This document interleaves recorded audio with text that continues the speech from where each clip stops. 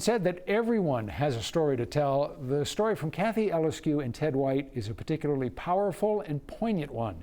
It's told in the new memoir, Brain Tumor, A Love Story, and Kathy is with us here on 207. Thanks for coming in. It's good to have you here.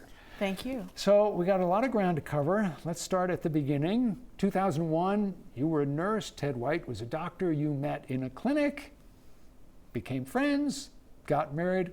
Life was good, wasn't it? It was really good. You guys hit it off. Yeah, we had both been married before, more than once, and this was a late in life relationship and marriage that was really quite special to both of us. He eventually started showing signs that something clearly was wrong with him, began having seizures, other symptoms. You went to doctors, of course, right away. What was sort of the initial sense that they gave you of what was wrong with Ted? Well, we were out of state, quite far from Maine, and we were at a reunion of some of his college buddies, and he calls to me from the shower saying, my leg, and his leg was shaking uncontrollably. So we ended up going to a hospital with a good reputation, a teaching hospital nearby, and unfortunately they went up the wrong pathway to diagnosis. So a week later, we're back in Maine and starting from scratch. Yeah, and this is part of the story, is that frustration, which so many people are familiar with when something is clearly wrong with their health, and the experts just can't give a firm diagnosis. But eventually it came in that he had a malignant brain tumor. What was your reaction to that news? It was horrible. I mean, it was horrible for both of us.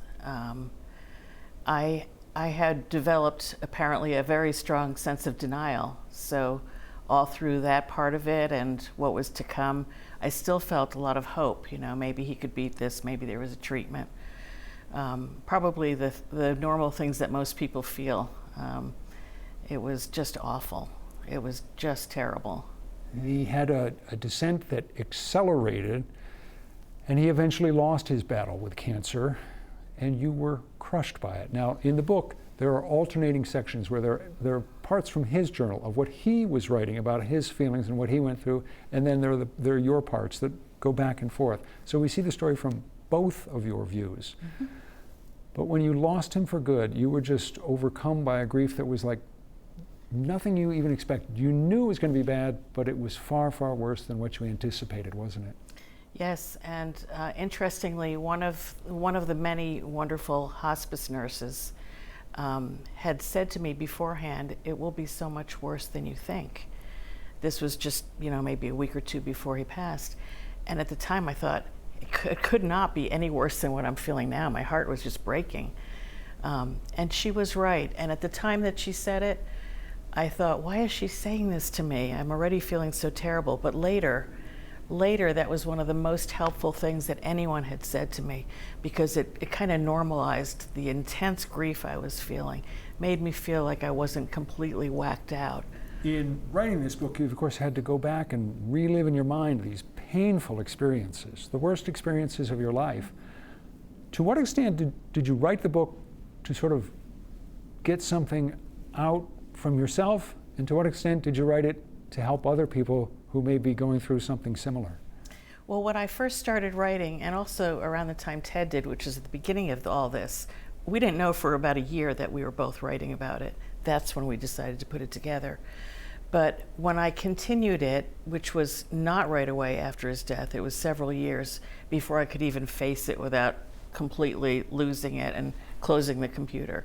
But eventually I started writing, and I didn't write it to have catharsis over it.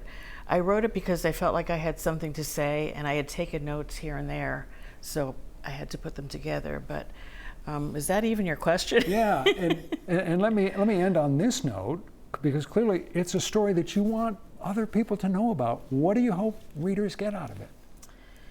Well, I hope that readers, first of all, feel that when they are a caregiver, that it's normal not to be perfect. That was the biggest takeaway I had from the whole experience, and I had to work at it. I was not always cheerful and supportive and loving, nor was he during this difficult process.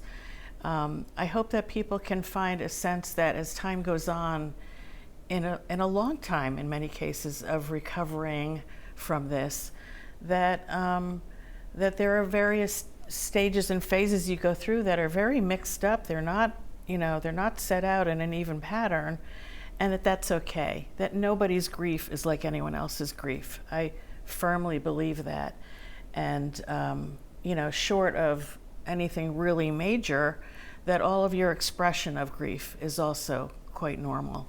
It's a powerful story of life and love and loss. Kathy Elliskew, thank you so much for coming in. Again, the name of the book, Brain Tumor, A Love Story.